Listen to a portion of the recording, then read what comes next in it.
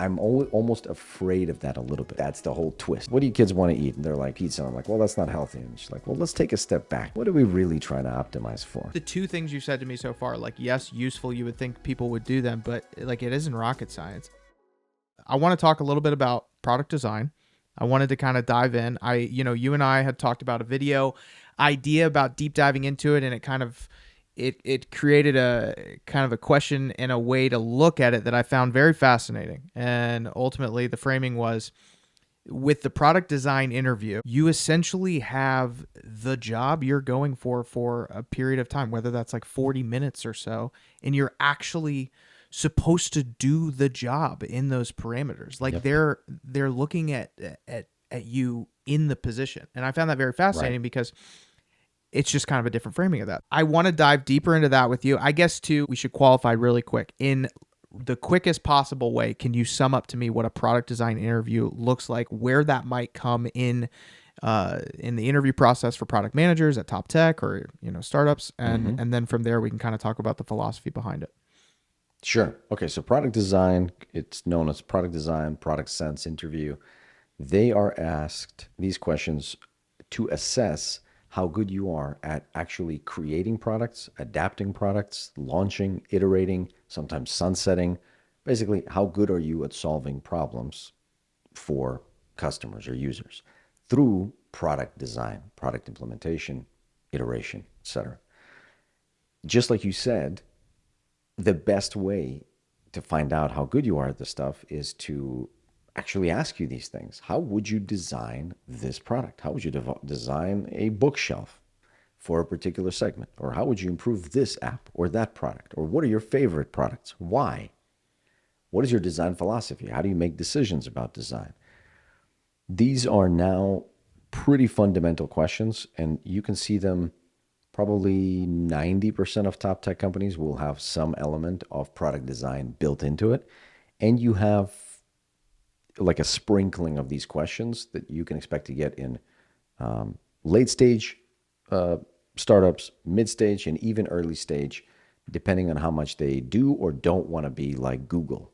Because sometimes they explicitly want to not be like Google. But a lot of times they actually do want to imitate it. And what you said is exactly true. Like, you can think, and my favorite frame for how to think about these interviews are that you are on the job and you have to act the exact same way that you would do it in real life as an experienced, skillful PM. The only caveat is you don't have 6 months to do the thing or 12 months. You only have 30 minutes. That's the whole twist. And of course, with that comes a ton of changes that you have to make to your approach, because now you're really under the gun. Like, you don't have 6, 12 months, you have 30 minutes. What are you going to do? You have to make decisions way faster. You have to make decisions that that are more like intuition based, but then you explain your intuition. And obviously there's not going to be any data during this 30 minutes. You're going to have to make that stuff up. But when you make it up, it should be based on some guesstimate. Like, it cannot just be a complete random guess. It has to be substantiated somehow. So you have to like make your progress through this thing as if you're really on the job, but of course take into consideration the extremely short amount of time that you have. So we can go into all the fundamentals, like what are the things, what does the rubric actually look like, what does the interviewer think about, and why do they think about that thing, and then how might you approach preparing the best way. I'm happy to share all of that stuff. We can kind of dive into any direction. Yeah, I want to talk about that. You did mention something, though, that I think is super interesting. So because it's a fake scenario, create this for this, you're referring to fake data in many ways. And is it like are you actually live sitting there saying, based on this, within this company, I'm thinking this, and you're even judged on your gauge of fake data in a way? So don't think of it as fake data. Think about it as informed. Like, you are not just a product manager that is like in a vacuum. You know what you know. And if you think about it, they are considering you as a candidate. They're going to get you the whole package, what you know right now, and then maybe, hopefully, what you'll learn. But really, let's be honest, they're just going to get what you've got already. Like, that's what they're actually buying when they hire you. So they, at the same time, they want to assess what stuff do you even know? How do you even think about modern situations that are happening in the marketplace? Maybe behavior changes, like consumer preferences, maybe technological shifts. What do you think about these things? Like, what do you think is happening with AI right now? Are you are you team like AI bubble? Are you team AI overlord? Somewhere more nuanced, perhaps, and I hope in the middle. And when you think about their business, when you think about their competitors, their markets, their users, how much do you know already? And I'm not talking about how much did you, in a panic, learn from ChatGPT an hour or two before the interview. I'm talking about stuff that you've internalized. Like you can't really internalize the way that you think about user preferences and user behavior in an afternoon or even a week sometimes. It really takes experience, which is why at PCA, Product Career Accelerator, obviously, we want to work with experienced people to start with because we don't have the time to teach you the fundamentals and give you the experience that you need in order to actually do well in this interview. This is why the interview process is similar to the job, and you can have a phenomenon where you could be a good PM but a poor interviewer, or you could be a good interviewer but a poor PM. But what we're going for is a combination of both. So in reality, to try to inject all that information into you and prepare you for the interviews is unreasonable. So as a PM, hopefully you've got experience. If you don't have experience, step one is pick up experience. If you do have experience, you need to learn about the market. You need to just spend 15 minutes a day, maybe, and actually not more than that because you don't want to get overwhelmed.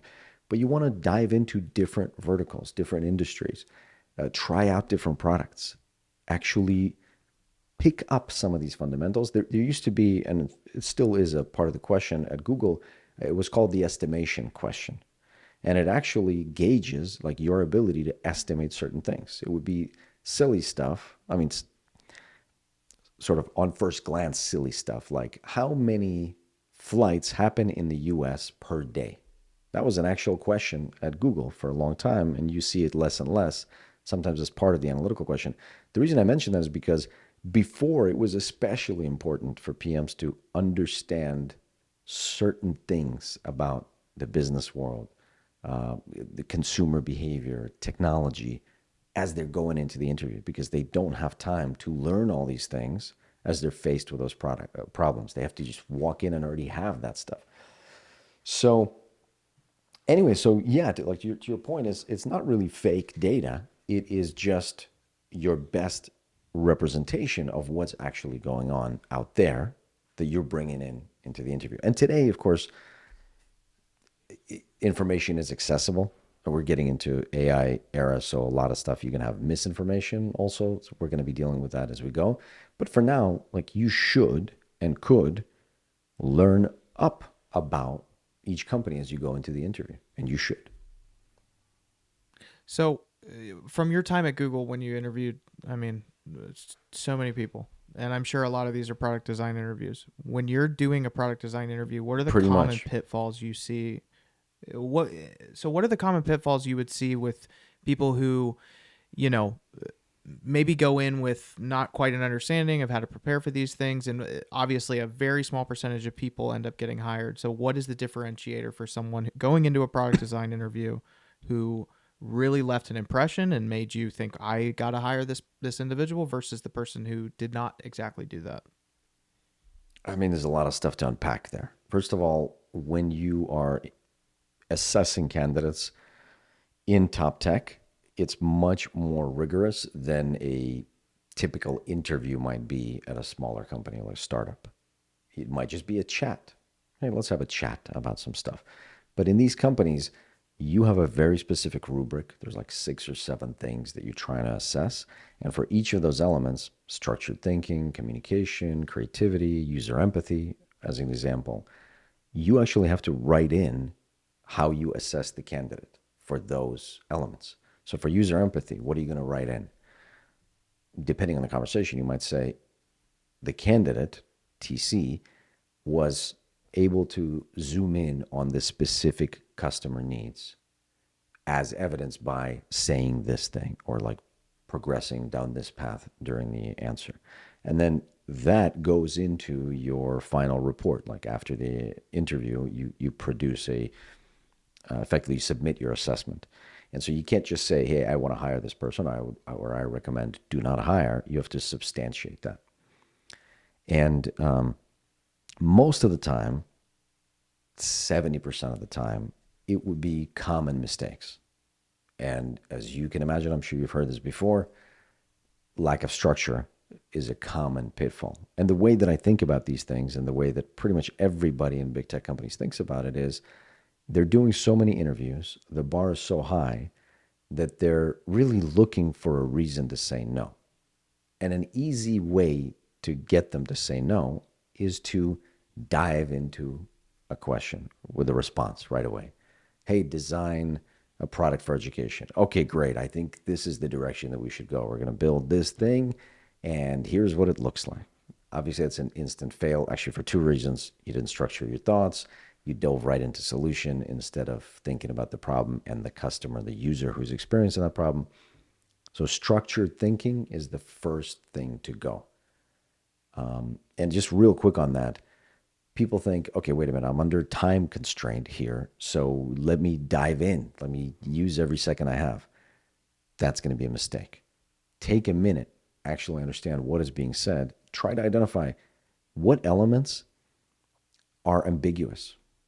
Like when I say education, design a product for education, do I mean anything in particular?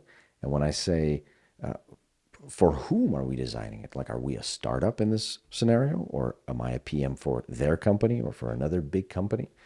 So you want to, because that's going to change what you can actually build and for who. If you're a PM at Meta, PM at Google, at Netflix, or it's some startup where you have no resources, that's going to really change what you're going to build, because we test your business intuition as well. And like common sense and logic lives there as well. So if you're just out there, in space, just like designing a random thing without actually clarifying what we're talking about, then you're kind of dead in the water. It's an easy way for us to say, hey, no structured thinking. See you next time. It's like an easy flag to say. I don't have to. I can tune out. Like, that's the cool thing as an interviewer. I'm out.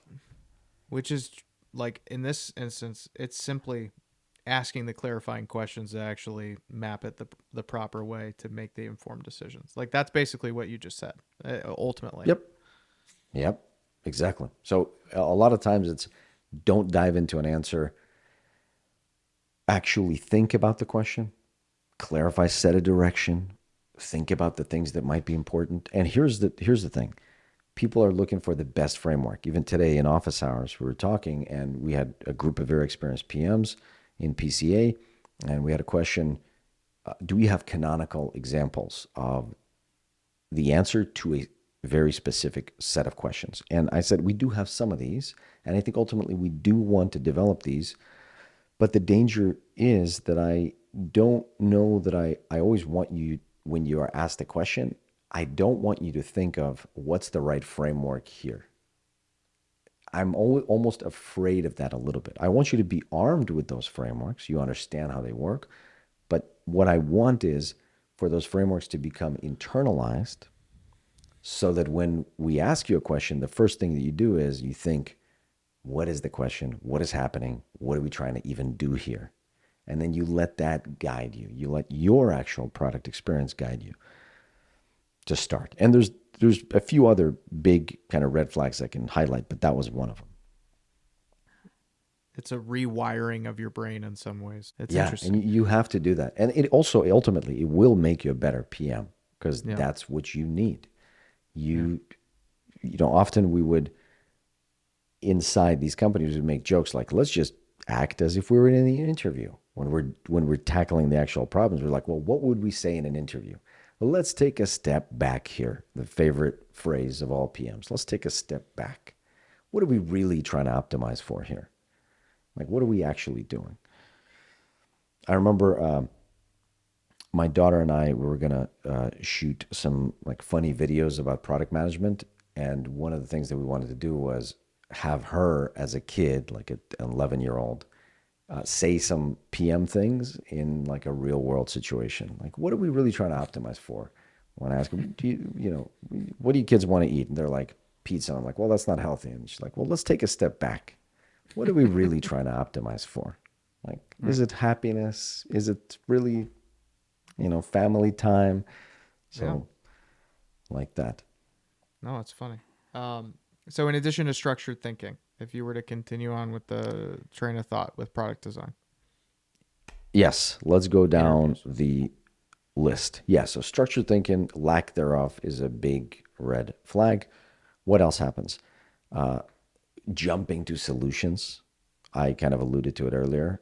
Is Mm-hmm. super common because we're so excited, especially the more excited you are, you're like, oh, I got this cool thing.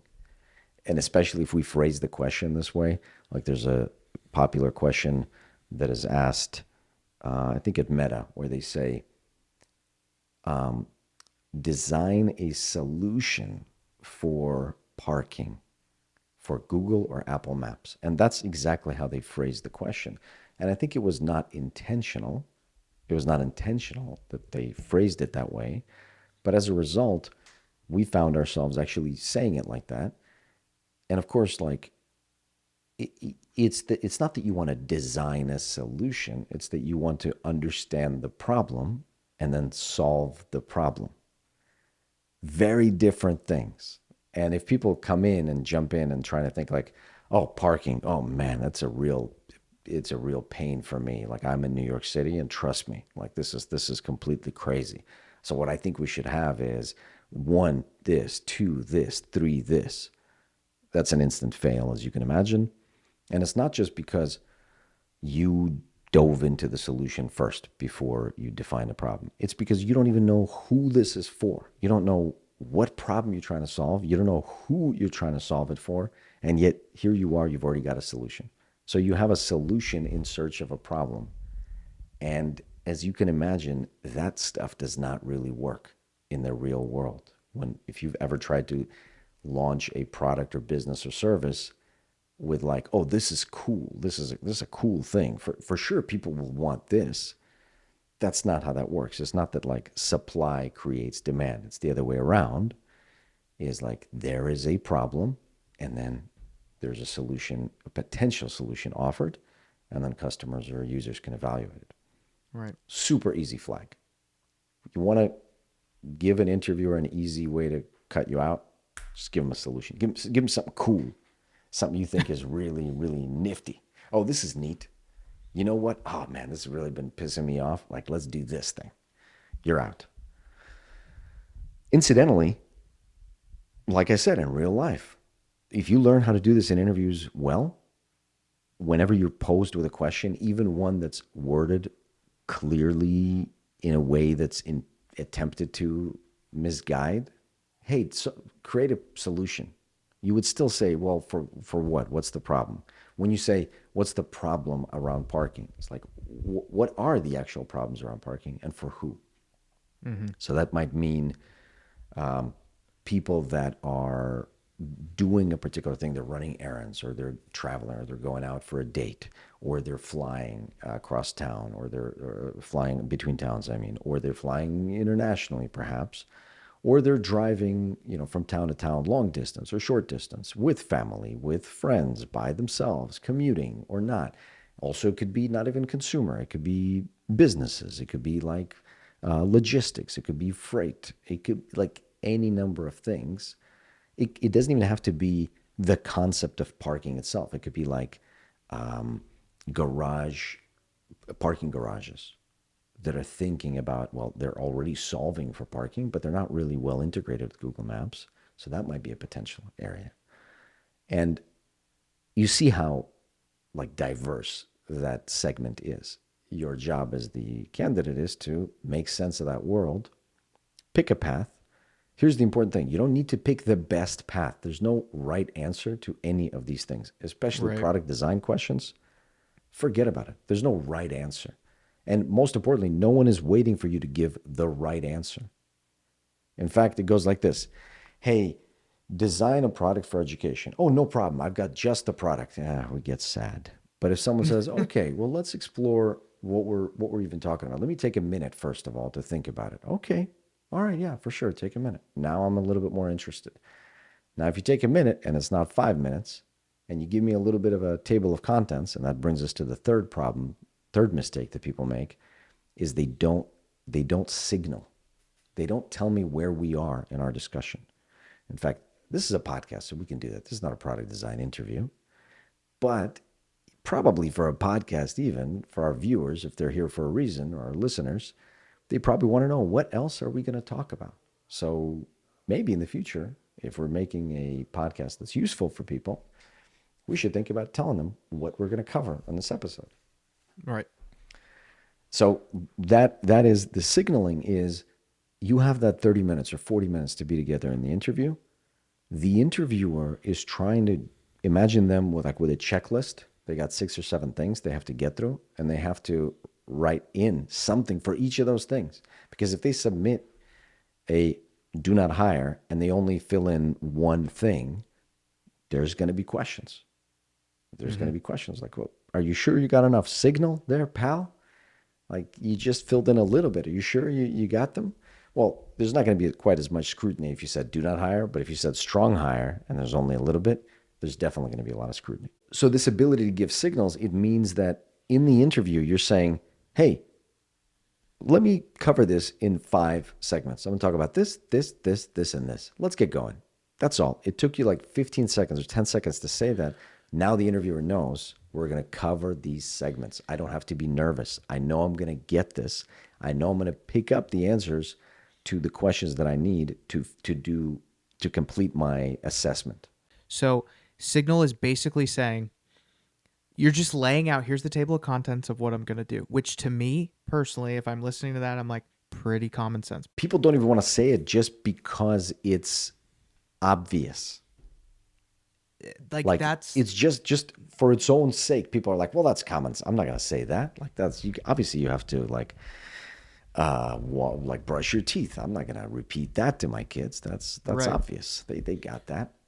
Right. Well, and yeah. And I guess to wrap that up too, it's like just the 2 things you've said to me so far, like, yes, useful. You would think people would do them, but like, it isn't rocket science. It comes down to like, communicate effectively and like, don't steer me in some weird direction where I don't know exactly where we're going to end. Like, there is structured thinking. I get it. Like, it makes sense. It's exactly. It's active time management. It is structured thinking. It is not jumping into the solution. First, you think about what's actually happening, and then it's also signaling about where we're at. It's very, very common sense. Today, again, during office hours, there was a great question asked. Hey, I'm thinking about my product principles for the behavioral interviews because we want to develop those. And I'm coming up with some generic sounding stuff. And so I answered, here's the thing. Number 1, the thing that you call common sense is only common sense to a third of the audience. So right now, the stuff that we're talking about is probably going to be common sense to a third of the audience. A third of the audience is going to be like, yeah, that totally makes sense. I feel like I kind of knew it. And a third is going to say, oh, so that is important? And they're going to be discovering this anew. Even if they might have thought about it as common sense, they're discovering that it's important in this context. So you're always going to have only a small portion of the audience that is going to actually sort of take offense at that. They're going to say, well, that's ridiculous. That's common sense. So you're still covering a pretty big audience with just the common sense. The second thing that I would say about that is common sense is actually not that common. Right. So a lot of times people don't know which thing is the common sense here. You know how we have like sayings that are the opposite of one another? They're like birds of a feather flock together. Come on. Yes, of course. All right. Birds of a feather flock together. But have you heard this one? Opposites attract. Yeah. Yes. The pen is mightier than the sword. I have heard that. Yeah. Right. How about this one? Actions speak louder than words. Yeah, of course. Yeah. So basically, you have like this common, like everything is common sense. Those things are opposite one another, but we were like, yep, that is true and that is true, even though they're both completely counter one another. So that's why you don't really know when you say this is common sense. You don't know what the overlap of common sense for each person is. In this situation, this is indeed common sense. So, yes, and ultimately, what do we want from our product managers? We actually want our product managers to be as close to the reality of the situation as possible. So, first principles, this like Musk popularized concept, which was leveraged by many other entrepreneurs and inventors, where you trying to like start with the reality of the situation as much as you can, and that's Yeah. all ultimately we're trying to do. Last thing on that, we can go to the next piece. I just feel like the best coaching I've witnessed in whether you're getting coaching for anything you're doing, even just a sports analogy, like it is the coaches who really teach the fundamentals the best. Oh, for sure, for sure. It's like 80% fundamentals. Yeah. Just go back to the fundamentals, always the Yeah. fundamentals. Yeah, Whenever we're certainly. doing anything inside the job as a product manager, we always go, whether it's like trying to bring people together, managing conflicts, or like pitching people, or creating a PRD or something like this. It's always like fundamentals. What is Yeah. actually happening? What is the Yeah. problem?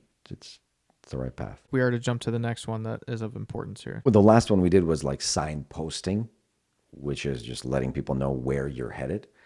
Mm-hmm. After that, I would say this is where it starts to get a little bit technical, where you start to get mistakes around segmentation, where customer segmentation is like who you're deciding to actually serve in your example can be nonsensical. Like it can not make sense most often in the context of where you are, what company and business or space you're in. So you could choose a segment that we could solve their problems all day long, but it doesn't actually do anything for the business meaningfully in the short or long term. So you're being theoretical. And if you're doing a theoretical example, that's fine. But I would say that especially for higher level PMs, gee, you're not really operating in theoreticals.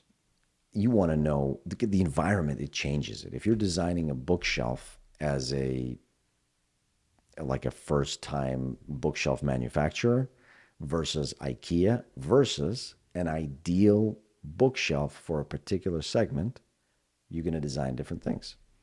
So if the question is, and these are asked less and less frequently about the real physical things, but in the example, you want to set up where you're designing your bookshelf because it matters. It matters for you to figure out a segment that actually makes sense within the context of what you're designing. And in the example of education, something in the education space, well, who are you? If you're a PM at Meta, then your framing, your scoping of like why you choose to be in this area has to make sense. You can't just choose a random group of people and then like find some problems for them and solve those problems. You've got to think of something that actually makes sense in the context of you being a PM at Meta. It's got to align with like some objectives for Meta, or it's got to align to some big bets for Meta, something that actually makes sense. Because at PM, you are bringing together two worlds, not one. You're not just there to service the customer and make sure they're happy. You're doing two things. You're solving the customer's problems, but you're actually bringing back value to the business as well. You must. You have to do two things.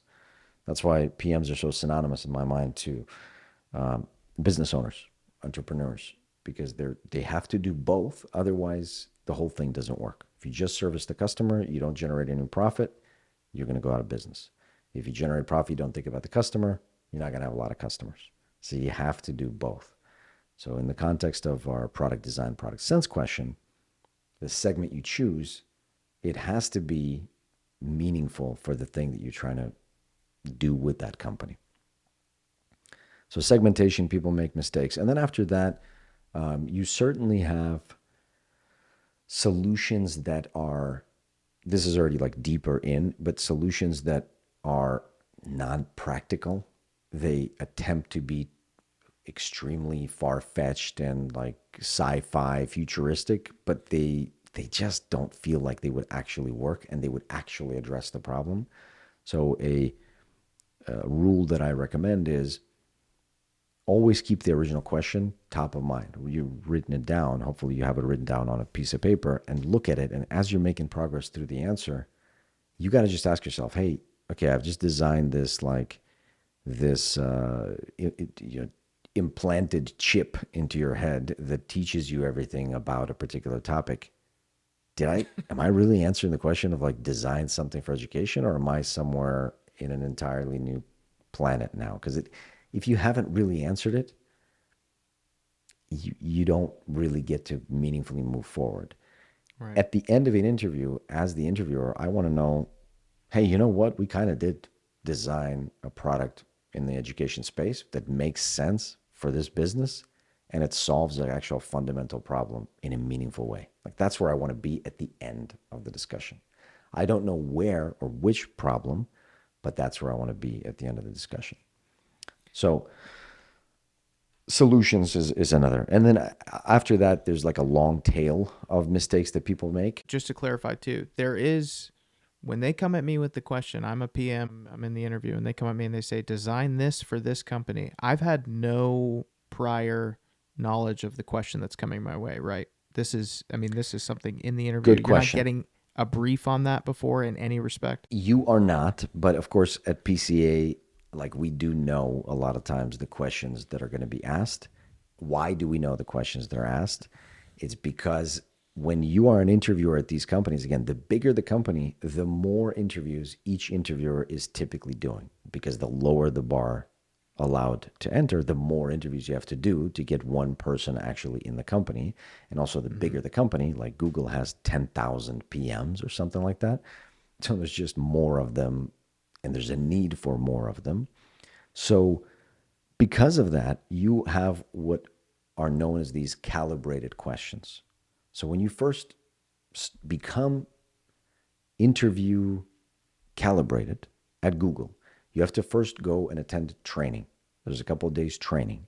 They walk you through the fundamentals. They walk you through the rubrics, how you're supposed to assess, what the process looks like, some bias. There's a bunch of unbiasing training, because we all make all these little conscious and subconscious bias decisions, or like lean a particular way. So there's a bunch of time spent on that, which I think is awesome.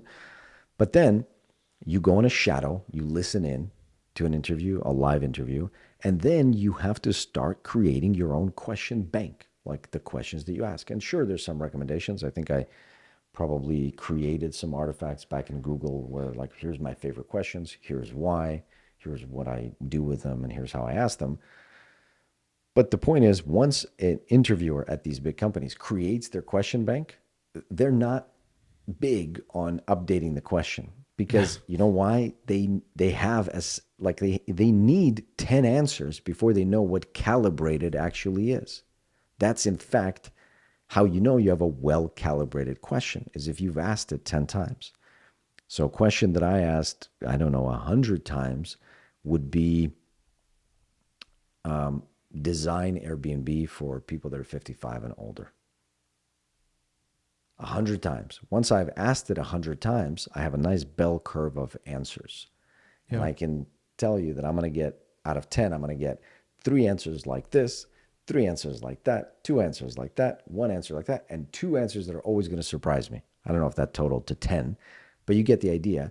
And that was like pretty consistent. You only know that after you ask the same question over and over and over, which is why they tend to use similar questions, which is why that Google parking question, despite this being public knowledge for the last like year or year and a half, despite us talking about it right here, there's still going to be plenty of PMs at Meta today and tomorrow that are going to ask that very question at the interview. So the spirit of it, that you're not supposed to know exactly what the question is, but the reality is that you're kind of going to know 70% of these questions that you're going to get. You just don't know which one it's going to be. And also, it's not really helpful to memorize your response to these questions, but it is helpful to run through them, because you get a sense of at least the types of questions asked, and you've worked through them, so you're not always at a complete loss. If I tell you, Brian, would you please design a Mars colony for me? it probably would be nice for you to have thought about it in advance just a little bit. Yeah, because even if I'm going to sit here and Or apply frameworks to that quickly, which is, well, how long have we been on Mars? Is this colony one? Is this that? Yeah, there's questions I could very ask, but nice. already, All right. but already though, I'm sitting here saying I don't know how to design a colony on Mars, right? No, So, you already hit it though. You already well, hit it. Like exactly that's like that. what's happening is that why is there a colony on Mars? How long? It's exactly what you did. You notice a bias in people who, let's say I've been a PM for 25 years and I've been really doing the job and I have a way of thinking about things and I'm a good PM, but I have this opportunity to make a jump and here's my thing and I have this huge interview at big tech. Like, is there a bias there that you notice where people are like, dude, I've been doing this job so long. Like, I'll go in and I know how to apply frameworks. And then they crumble under the actual interview game, which there I'm going to call it an interview game because, like, they've Right. done the PM work for X amount of years, but then they can't, like, showcase it effectively enough. Yeah. Yeah. Big time. Big time. We get that, especially if you've been a PM, so you've got experience, but also you've been through the loop of these interviews uh, once or twice before. And it's not quite enough to tell you whether you're going to be successful, but it definitely can instill a false sense of confidence. Actually, interestingly enough, if you went through the rounds in 2021 or 2022, like early 2022, or even like late 2020, very late 2020, there was this pandemic boom where there was a ton of hiring. Anybody with a pulse and the word product manager got scouted by a recruiter. So the interview standards also dropped. And a lot of people went through the interviews then, because if we're thinking 2025 now, PMs usually interview every 3 to 4 years. That's roughly around now. So they may come in with a false sense of confidence because they interviewed and they're like, oh man, I knocked it out of the park. They might have even gotten offers in the past. It's not enough. Before, it might have been leaning higher is all you need. Now we're back to higher or strong higher. So we need those strong marks across the board from multiple interviewers, not just one person liking you, but like 4 out of 5 of the loops of the conversations that you've had to mark you as a higher or strong hire in order to proceed. Right. And the other part of your question is, if you've been just a PM, you haven't done the interviews necessarily, but you're like, hey, I've done this. I've launched products. I've made millions. I've served millions of users. I've run big teams. Like, I got this. Honestly, I would say that you don't need that much preparation because the more experience and relevant experience you have, the easier it is going to be for you to apply them to the interview environment.